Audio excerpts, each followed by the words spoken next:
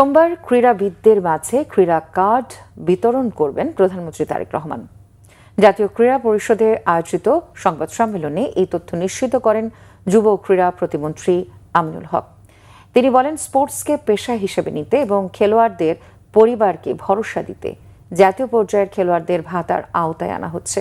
খেলোয়াড়দের ক্রীড়া কার্ডের পাশাপাশি গত এক বছরে বাংলাদেশের হয়ে আন্তর্জাতিক অঙ্গনে সাফল্য বয়ে আনা ক্রীড়াবিদদের সম্মাননাও প্রদান করা হবে।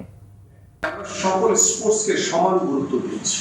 জাতীয় ক্রীড়াবিদ যারা রয়েছে, আমরা প্রাথমিক পর্যায়ে আমাদের যেহেতু 30শে মার্চ আমাদের মাননীয় প্রধানমন্ত্রী তিনি আনুষ্ঠানিকভাবে ক্রীড়া ভাতা প্রদান কার্যক্রম উদ্বোধন করতে যাচ্ছেন এবং সেই উদ্বোধনী অনুষ্ঠানে তিনি সকল খেলোয়াড়দেরকে বেতন কাঠামোর আওতায় নিয়ে আসবেন। পাশাপাশি আমাদের ক্রীড়া কার্ড প্রদান করা হবে এবং 25 জানুয়ারি থেকে শুরু করে আজকে পর্যন্ত যারা সাফল্য অর্জন করেছে তাদেরকে আমরা পুরস্কৃত করব।